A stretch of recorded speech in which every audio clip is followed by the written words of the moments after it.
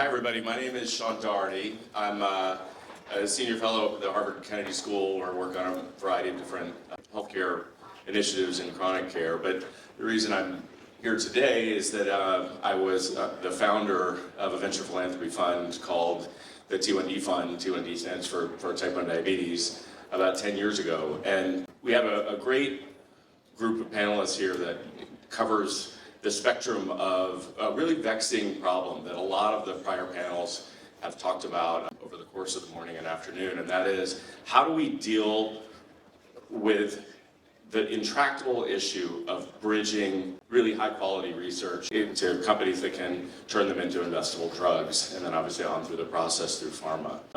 A lot of you have touched on it because it's really difficult. And my experience on it was actually coming in from the outside. My son was diagnosed with type 1 diabetes at just 2 years old. There's been a lot of talk about diabetes today. Most of that's been about type 2. Type 1 is an autoimmune disease, and my son was suddenly diagnosed 2 weeks after a well visit at 2 years old. It happens that quickly. It meant that he no longer makes any insulin at all, and they're essentially on life support through insulin pumps for the rest of their lives.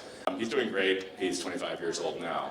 But about 10 years ago, I got really interested in why it was that we were talking about great research for decades, literally decades, and there is terrific research in type 1 diabetes and other autoimmune diseases. Why are we talking about all this research, and yet there was virtually no life sciences venture capital investing in curing the disease? How could those two things be true? And what came out of that, through a lot of work, I worked at a big investment firm at the time, and with a lot of collaboration within there and some other parents, we came up with an idea to catalyze a market in type 1 diabetes using a venture philanthropy model that we call the T1D Fund.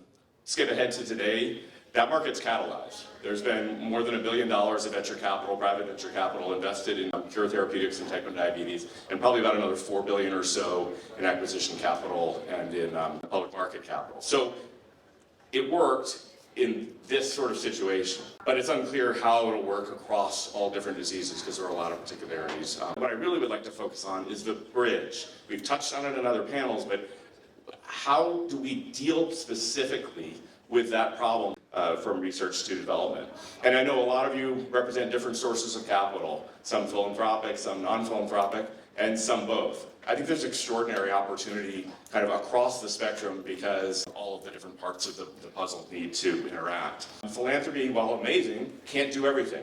Actually, only about 2% of all the capital that's gone into develop drugs over the last 20 years comes from philanthropy. Double that comes from governments, and all of the rest of it is the private sector. And so the real question, I think, for all of us who care about these issues is how do we catalyze private capital? Here's the 5 things that I'd like to do. Why are we talking about this? What is the constraint that is making it difficult to translate great research funded largely by the government and philanthropy into financially backed drug development? Second, so what exactly are we talking about? From this stage, you'll hear different ideas from the T1D Fund. One of them actually will also include the T1D Fund and Stephen. What are different methods of constructing it, and why were those methods constructed in that way? Because every disease is different, money's different, all sorts of things are different. Third, how does it work? How do you work on this interface between this bridging mechanism, the research funders, and the largely venture-backed biotech companies? Fourth, how do you know if you're winning? And fifth, where do we go from there?